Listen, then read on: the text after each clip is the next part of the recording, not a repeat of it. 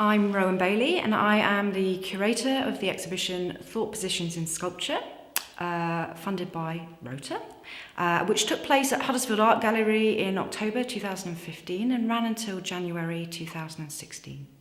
I wanted to consider the ways in which artists as creative practitioners might work with archival material in a sculptural way, the ways in which they might engage with archives of well-renowned sculptors, and to try to consider that in the context of artistic research. So I tasked the artists involved in the exhibition with a series of archival resources that they could go and explore in their own way. And also I left the door open for the artists to think about their own approach to the archive, where they wanted to generate their own archival strategies as part of this thought process. So I wasn't particularly interested in the resources themselves. They are just kind of sources of knowledge and information about lots of different ways of thinking about artistic processes. What I was very interested was the possibility of the contemporary artists in the show staging their own thought positions and how they were actually kind of going to articulate that through the writing of their responses to this kind of process. And as part of a series of events, we kind of generated an online website where every 2 weeks, each artist would post their kind of written narrative where they were actually writing through the process of involvement in this exhibition. And what's really interesting about that process is that there are lots of different artists' voices and perspectives being staged and articulated in the context of this exhibition. So whilst the exhibition itself contained all of these different works on display, and that was part of a kind of a necessary kind of curatorial strategy, it was also an open door to allow something kind of to evolve throughout the process of the 3-month opening of the exhibition. So the ideas have taken shape in the aftermath of the exhibition opening. They've continued to grow, and each of the artists involved in the show, their own thought positions have obviously moved into different contexts and changed shape and form. And perhaps that's what we need to kind of try to get to grips with when we start to think about what does it mean to stage a thought position, particularly in the context of an exhibition. But how do we think through that as a kind of a narrative process?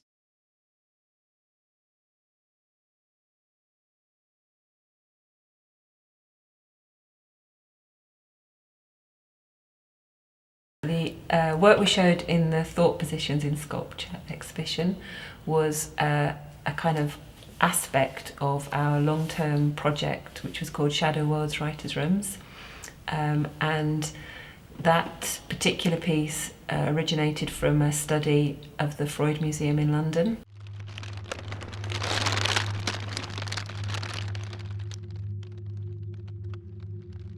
The piece we showed at Huddersfield Art Gallery was essentially the film as a single screen piece, and the Alistair chair, Freud's anthropomorphic chair, and sat the chair opposite the film as if Freud might potentially sit in that space, or anyone can sit in that space and watch the film. I think partly because we wondered how Freud might have felt actually watching the film. Everything was captured by recording the space in some way, so either the creaking of the stairs or the closing of a cupboard or the kind of opening of a drawer or the pulling of the curtains, these sorts of things to generate a soundscape that kind of accompanied this action of the figures throughout the stairwells and throughout the space.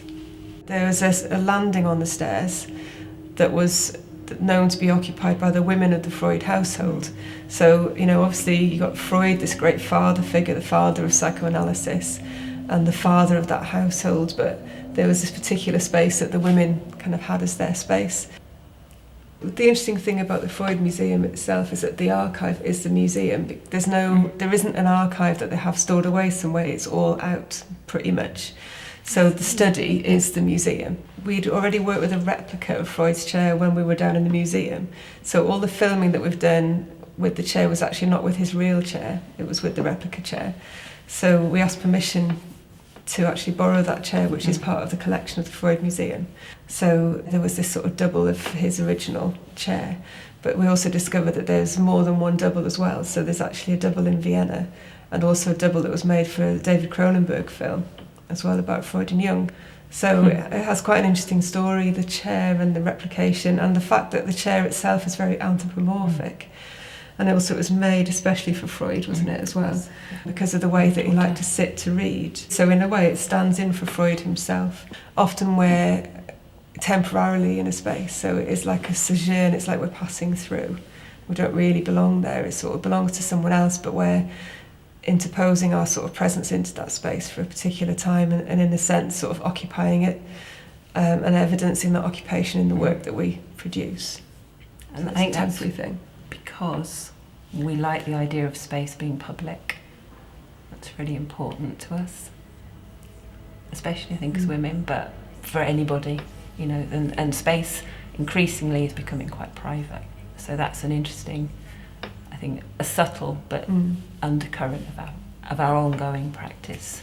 How you can gain access to things, and somehow artists seem to be able to do that.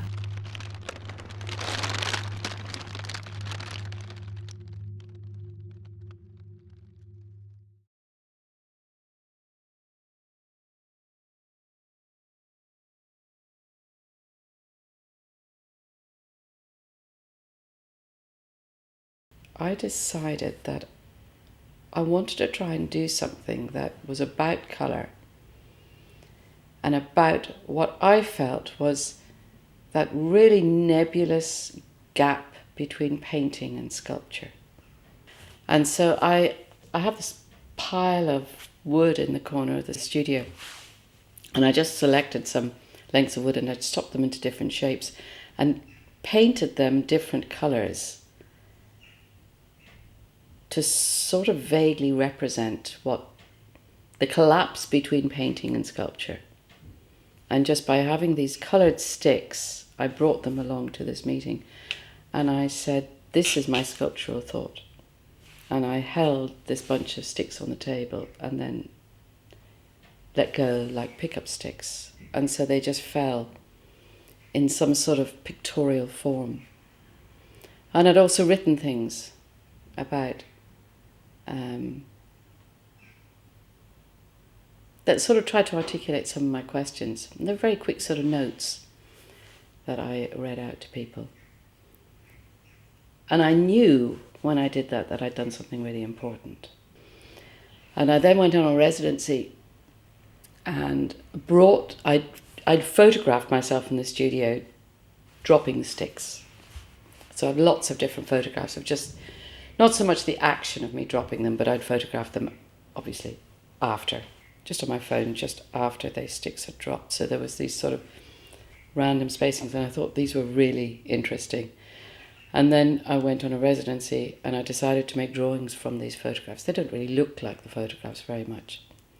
But I was working from the photographs, you know, copying to a degree, but playing with the colour.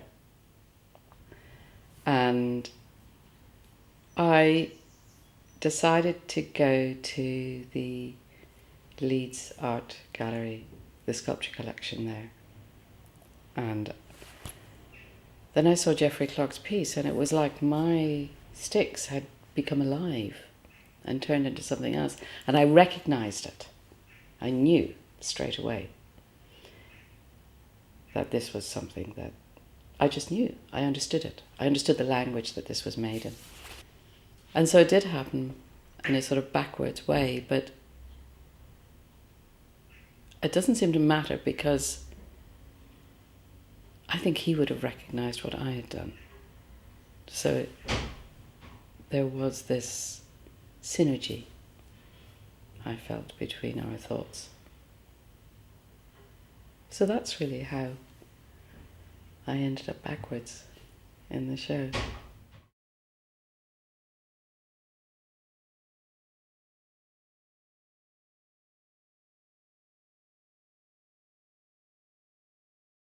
The Good, the Bad and the Ugly.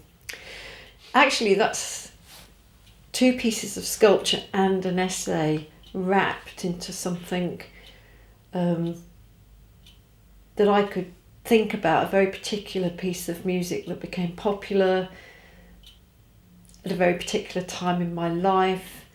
It's a highly theorised piece of music, and it sort of wrapped this memory I have of learning about, wanting to be a really good sculptor and learning from works that made me play an oppositional game in my mind about what was good and what was bad, and how could I bring that forward in the work that I wanted to make, which essentially wanted to be on the good side. So you've got these stories of this very influential but little known French woman artist, and it was important that she was a woman in that period because our history is full of male names on the whole.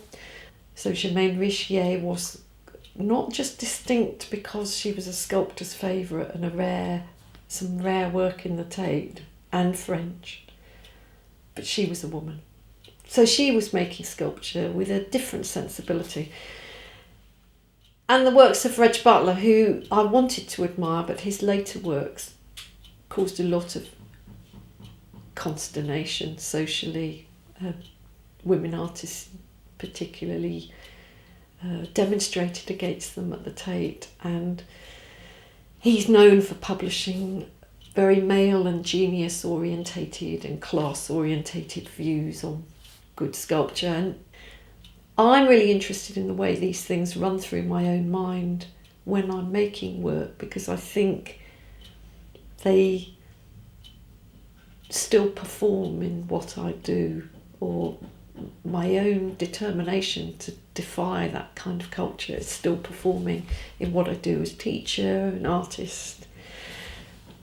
So that wrap of the three things, the important opportunity in the ROTOR project was in my opportunity to write out and write through an attempt to make sense of the way my mind is in play with my hands in the work when I'm making it.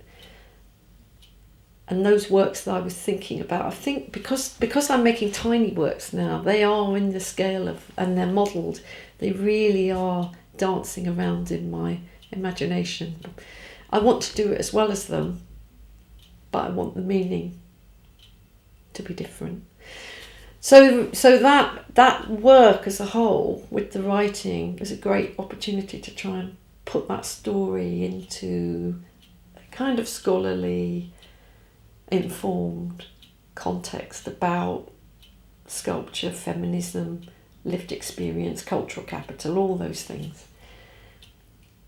And yet still be pertinent, personal, and it sits within those works as a group.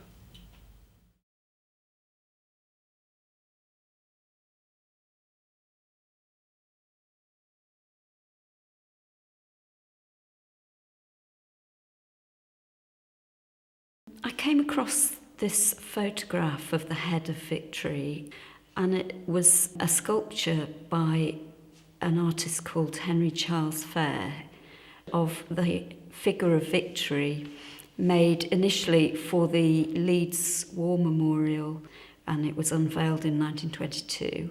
But all that remains is this head, the figure of Victory, that had to be taken off the War Memorial in the 1970s because it was becoming unstable due to the poor quality of the bronze, and ended up, I think, at some stage they just cut the head off and melted down the remains of the body.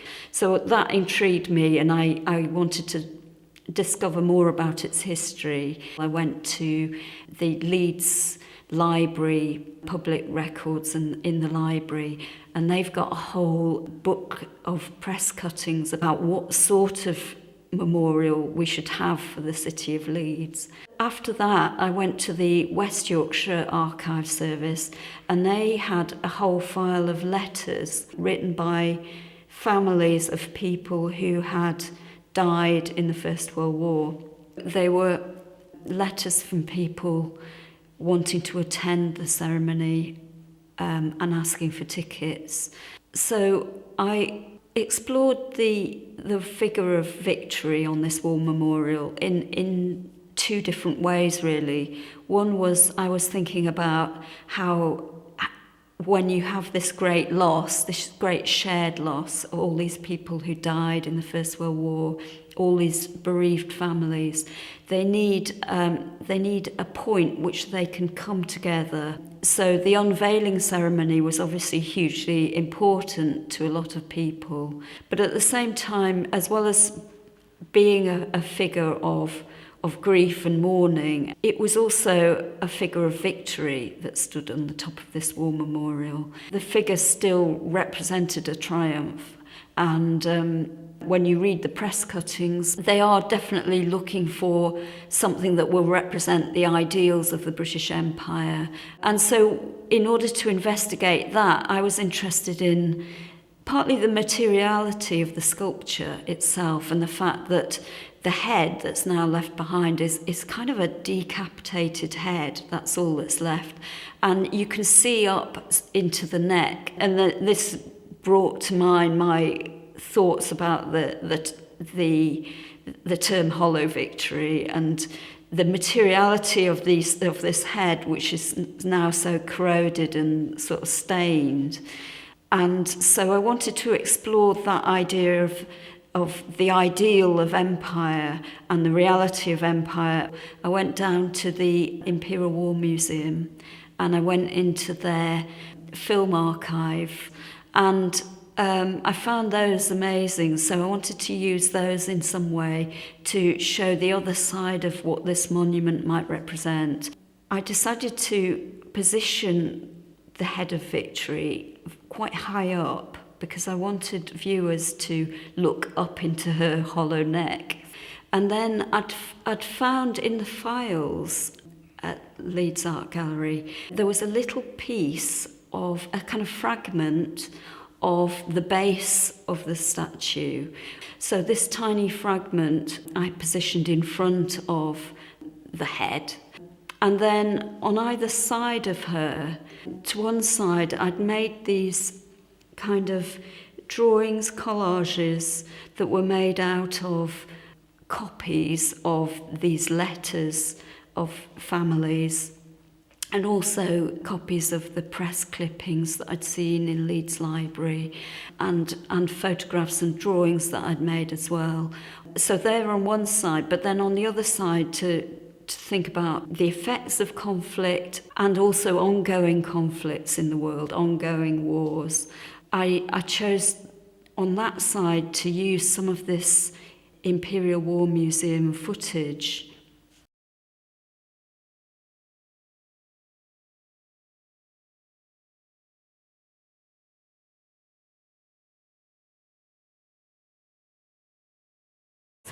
Kenneth Armitage was the sculptor that I chose to look at, and I was absolutely fascinated by some of the books that had been produced by Armitage when he was selling his work. These particular books were full of little mini sketches of his work that he had actually sold in the late 1950s. So you could see almost like a passage of these particular pieces going in and out of his studio. And as a constructed textiles person, what fascinated me was the method in which these were recorded. So the sort of notations were the first thing that took my sort of interest, I guess. So I hadn't really seen his pieces at this stage. These particular books were full of crossed lines, they were very structural. They reminded me of weave notation. So as a weaver, you actually work from a set of diagrams or peg plans which decide how the loom moves. And this reminded me of that. So it was quite a set of sequences that I felt I could follow or respond to. As I dug deeper into Armitage's work, I found reference to the actual maquettes that he'd made, and they were really delicate, they were surprising in their scale, and he works very much in working with linked figures, and the way in which these figures link together almost forms a skin across what would be a sort of basic armature underneath. So this skin reminded me of the properties of a cloth. So often in textiles you produce a fabric which you can't really see how it's made, it's been finished, it's been manipulated, it's hidden from sight what the real structure is. My work that I developed through my master's investigation was looking at a technique called lino weaving. And lino weaving allows you to create a very open and revealing structure. It allows threads to cross over each other, which is very unusual in weaving, and create something very stable and yet transparent and something you could manipulate. So I saw sort of reference both visually and structurally to what Armitage had created. Sort of parallel to my investigation at this early stage, I actually engaged in a sculpture course at the Hepworth in Wakefield. And this allowed me to actually engage in the process of making these maquettes. So I started to understand how the structures were formed, how the wire actually then was held together with very sort of open gauzes, very weave-like at this stage, before the sort of clay or the plaster was added on top of it. So he was working in sort of an additive way. And that really sort of resonated with the way in which I work. I work in a very additive way as a weaver. I have to start with a very strong structure. The warp that you put through the loom has to be rigid. It has to be, really cope with all the stresses of the process that you're going to put it through. So the pieces I created in the end were using this lino weaving technique. I worked with a range of fibres, so quite technical looking. It had properties that were more akin to perhaps sculpture or engineered pieces, so very strong monofilament, wire, paper was in there as well. And the final pieces actually created a triptych of 3 interlinked figures, very sort of reminiscent of what I'd seen in Armitage's work.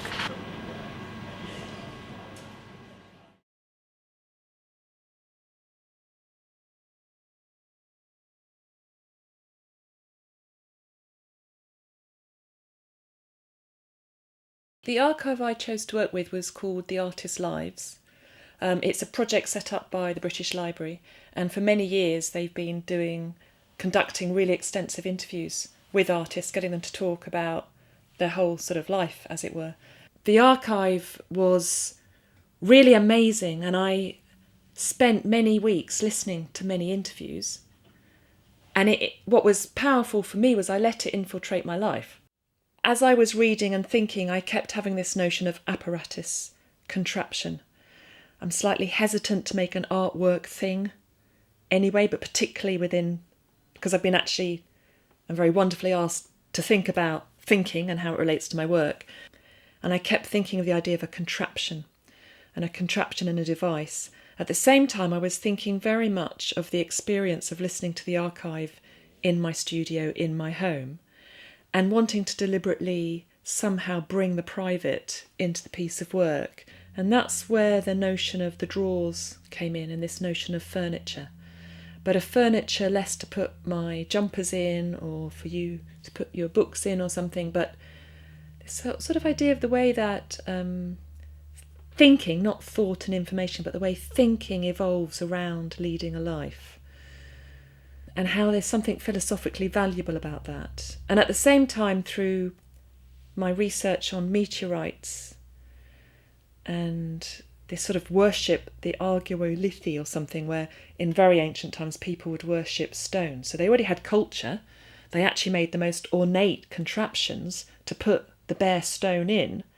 But the thing that was culturally significant, because it wasn't cultural, was the stone. So culture became a framing around this other thing. And suddenly you think this thing that might be part of our more rudimentary cultural past becomes for me innately sophisticated. And at that time I came across the quotation that's written through the drawers. And I found that quotation really powerful because it has a strange sculptural quality to it anyway. But it sort of looks to the idea of the imprint of the something else, rather than the information that we know about things in the world. And that's why I knew I had to have that quotation. I wanted to let it live. I wanted to let it exist in our context today, as I knew it'd be anachronistic, but in a way I saw it as really relevant.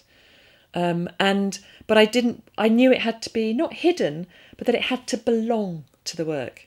So the drawers were a way of holding it and caretaking that. But also I like the fact that if you're curious, you'll open those goddamn drawers. And if you want to invest your labour, you might string the sentence together. And if you don't, then that's fine. So the drawers and the statement sort of became the beginning cells of the work. And then because I've been thinking about apparatus and this idea of working towards something, artwork as a wonderful form and thing in itself, but as something that allowed form in life and productive form in thinking to happen, the scaffold became a relevant thing. And then, of course, it houses something. And then I put microphones at the very, very top. And the whole idea of burning to speak was linked to the meteorite, the fact that this form, this phenomenal thing in our world comes from elsewhere.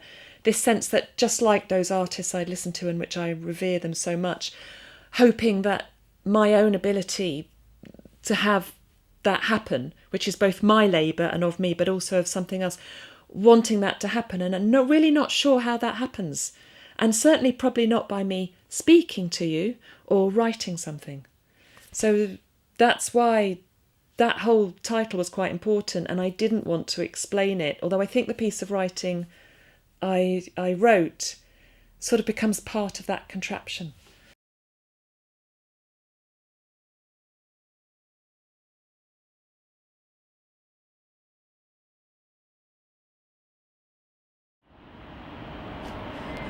My piece was a sculpture called Swimming Machines, and there's actually two pieces in the exhibition.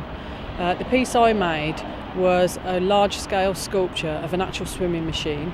It was made in collaboration with Joe Hancock. One of the things we wanted to do was make the machine itself look like it could be made by someone in their garage. So it's actually made from a lot of fitness equipment and found pieces of wood, so it does look quite DIY. The origins of this come from work that I did looking at an archive, which is Google Patents. Now, Google Patents contains patents dating all the way back to 1790. And what I was interested in doing is looking at patents, so it's objects and machines that people have designed related to swimming. I was really interested to find that there was lots and lots of things designed from the 1870s onwards. And I think this was mainly because in 1875 Captain Matthew Webb did the first channel swim, and in the UK swimming was really taking off.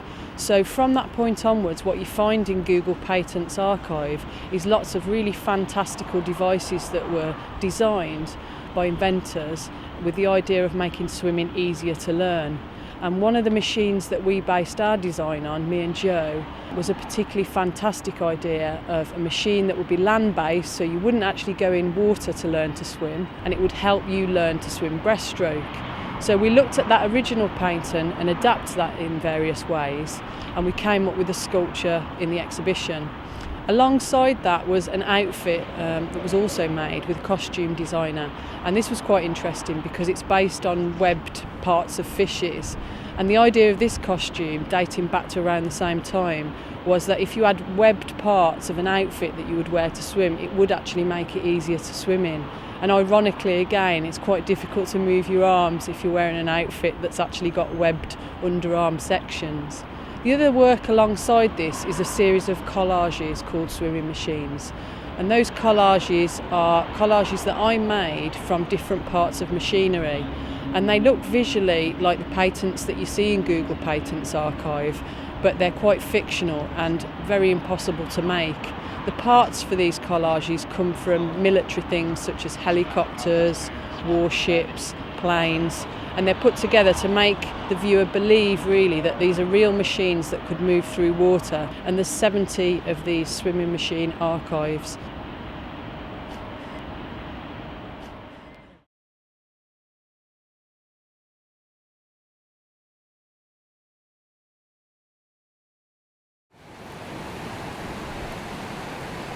Bernard and Hiller Beecher's photographs of the pit heads really drew my attention for the sense of repetition. Repetition not just as the repeated image and form such as they were utilising, but also repetition within the process of production.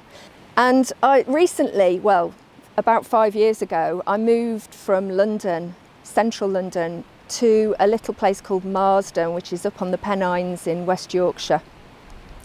And it has great resonance with the Beechers' work, because within the centre of the village and on the outskirts, there are these old mills, these monoliths to manufacture, to Fordism, to the Industrial Revolution. So this idea of this industrial past that the Beechers so cleverly reproduced in their work over many, many years, a lifetime of work, was also evident here somehow. And I became very interested in this idea between the repeated image and the singularity of those objects that they were so lovingly reproducing in this very, very strict way. So walking through the landscape such as this is something that I do daily with my dog. And it's so different to London life. There are cultural things lost, cultural things gained, taking that leap. But as a person individually, I was very much operating out of my known context. And I really thought about how I might talk about this for the show and in relationship to the Beechers' images of those singular objects that were so much part of the landscape in the 19th century. And I've done this through the metaphor of a stone. I just felt this great affinity of these stones, and looking at the kind of way that they so beautifully fitted within their landscape made it quite a compelling object, an object that might be able to teach me something about how to live in somewhere such as Marsden. And I collected 100 of them. I'm very interested in process and system, and the process and system of collecting these objects, numbering them one by one, until I reached 100. I was collecting these stones and in some way changing them, severing them from the context in which they existed, very much as I was feeling severed from the context in which I'd lived for 20 years. So I took them back to the studio, maintained that number, the number system in which they were gathered from the bottom of the river. So they became, rather than just objects in the bottom of the river, they had a numerical hierarchy. Alongside that, I started to photograph them in natural light, and I used a tape measure. Measuring the stones in this way really drew for me parallels between Staten Island and the way people who were migrating into America were taken, they were photographed, they were numbered. This was something that I seemed to be doing to these stones, and I really formed the first of 3 archives with these stones. The next archive I took a little bit further, and I started to link it with memories of living in London. So when I left London, nail bars were everywhere. So I thought about this as perhaps a process of change, a process of changing these very natural objects taken from their environment and masking them with nail varnish. So now they have a new hierarchy, they have a new community in which to exist. And I took the stones, the original stones, which of course now are this gaudy colour, and I put them back, I sort of returned them to the ground in a Perspex box. So they adhered to this idea of art. So in this journey, I felt that the stones were really sort of taking into city life, they were taking into the art world. And in a similar way, I was travelling the other way, through into Marsden, into this idea of nature